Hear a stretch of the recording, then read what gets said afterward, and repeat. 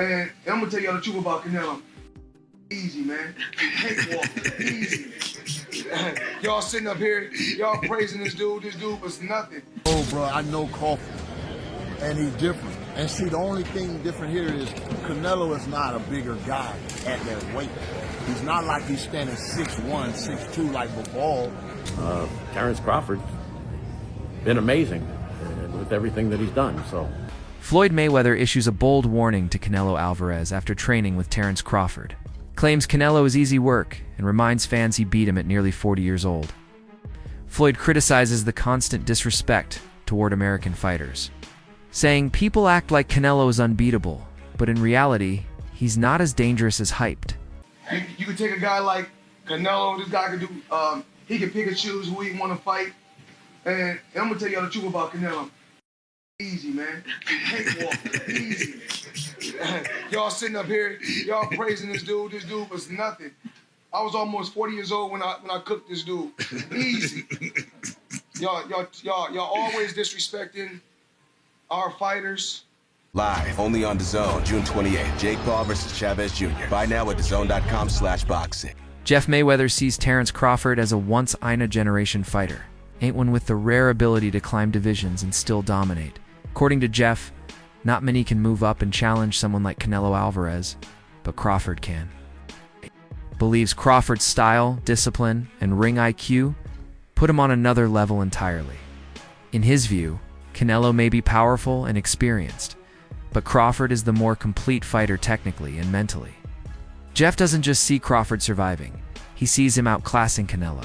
All right, Jeff, looks like we got a fight coming up in the fall here between Terence Crawford and Canelo. A fight that's been talked about a long time. Initial thoughts on the potential of this fight? Great fight, two great fighters. I think that moving up 2 weight classes is kind of tough, but if anybody can do it, I think it would be Terence Crawford. I mean, skill-wise, I think he's a better fighter than Canelo, but Canelo is also a great fighter but he owns that weight class that he's in. So I would just say that I think that Crawford has to fight almost a perfect fight to win, and take advantage of Canelo's mistakes. Shannon Briggs shares a personal perspective, having observed Crawford since childhood.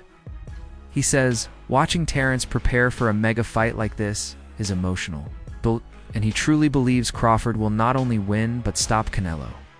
Briggs speaks from experience, recognizing how sharp Crawford's focus is and how far he has come. To him, this fight is not just a big moment. It's the culmination of a long journey that will end with a statement victory. What did you make of all the pushing, the shoving, the build-up, the anticipation, the weight differences too? Yeah, I think it's going to be a great fight. I got Crawford by stoppage, and I've known him since he was a little kid, 12 years old. So to see him now fighting for a title in such a big fight, it's a great experience, great to see. Last question for me then, how do you think Crawford stops him? How do you think he's able to work Canelo enough for him to stop the fight, drop, knock him down? How do you think this is possible by Crawford style? He gonna box him. He can fight both ways.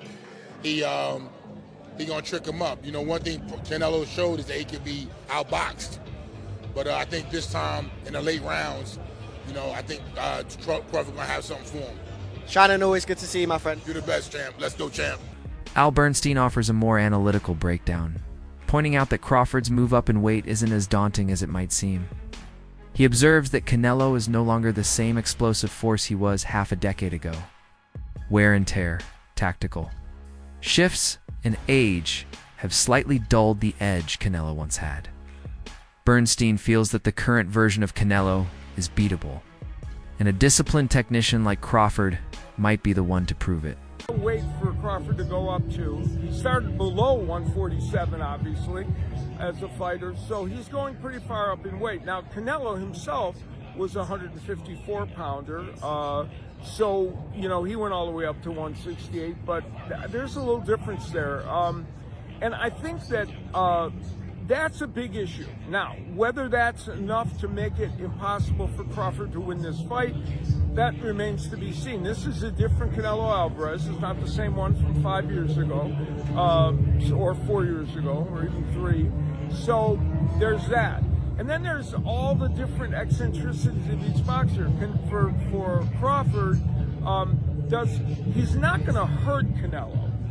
But almost nobody hurts Canelo. He's got a rock chin. But can Crawford, who isn't always a volume puncher, make sure that if he's being the boxer puncher, he throws enough punches to win every round? Right. That's important. Right. And for Canelo, if he doesn't hurt Terence Crawford, which he might, can he sustain in those later rounds where we've seen Canelo Alvarez from time to time just fade a little bit? Yeah. Crawford's a very good fighter into the later rounds. You know, we saw him stop Porter, and we've seen him have other excellent performances. So, you know, there's a lot of those questions swirling around. But right now, I don't know if I could pick either guy, really. I would have said Canelo Alvarez before. Crawford's style is rooted in finesse, precision, and adaptability. Whether he fights orthodox or southpaw, his control of distance and timing remains unmatched. He breaks opponents down methodically, capitalizing on their habits and errors. Against someone like Canelo, whose power and timing are lethal, Crawford's ability to avoid unnecessary exchanges and dictate pace becomes his greatest weapon. He's not just skilled, he's cerebral. Somebody whose style is based around being the bigger guy, being the stronger guy. But Crawford is a very cerebral, very technical boxer, and I think that's why I'd never really considered this before. But also, I didn't actually realize until I sat down properly and thought about this, just how much weight Crawford has been piling on when he gets into the ring after the weigh-in. And look, these are not numbers that are out of the ordinary, but he's obviously cutting himself down so much in camp from whatever his walking around weight is. And it must be muscle that he's taking off. And perhaps that's why he's only fighting once a year, because there will be some fat, of course there will be, but the dude is not overweight. The dude still looks pretty ripped from what I've seen when he's not in training camp. However, there's not that many photos of him with his top off when he's not actually in training camp. So it's really hard to tell what his body composition is when he's walking around at these big weights. But the fact is, his fight night weight was 169 let's just call it 170 pounds. The jump from 147 to 168 pounds is significant. Crawford has approached it with strategic intent. While there's debate about whether it's a 2 or 3 division leap, the fact remains that no fighter has attempted to become undisputed in 3 separate classes. Crawford aims to make history. And his physical transformation shows he's not just adding weight, he's preparing his body for peak performance.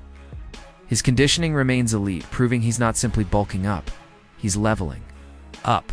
69 let's just call it 170 pounds, which is huge, absolutely huge for a 154 pounder. Especially, it's just shocked me that he's come up from 135 and now he's still putting on that much weight. He's rehydrating that much at 154. And indeed, to bring us even closer to the modern day, the thing that was posted, and again, this is the second time we've seen this, is why I'm kind of thinking there's a bit of a theme here with Crawford posting his weight when he's not actually in full training camp. On February the 9th, 2025, he posted an Instagram story, and he showed himself weighing 186 pounds on a gym scale.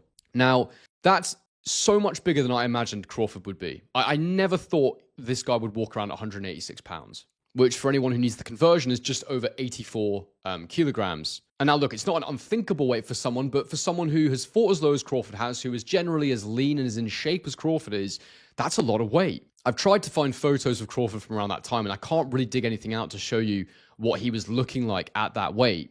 But that's pretty big. And there was a bit of a joke in the Piers Morgan interview I noticed and I clocked, where Piers asked him what he was weighing right now. He said, I weigh 155 pounds. And I just thought to myself, there's absolutely no chance. Why would he bulk up and then in the space of just over 4 months cut the best part of 31 pounds? Like, that makes no sense. So he was definitely joking about that, just like he was joking about only earning 10 million for this fight. So when he fights Canelo, he's going to be at the super middleweight limit, which is 168 pounds. So when you look at that, you sort of go, okay, that's an 18-pound weight cut, which is not bad at all. But 186 is his walking around weight. So what will his weight be that he actually cuts from to make 160?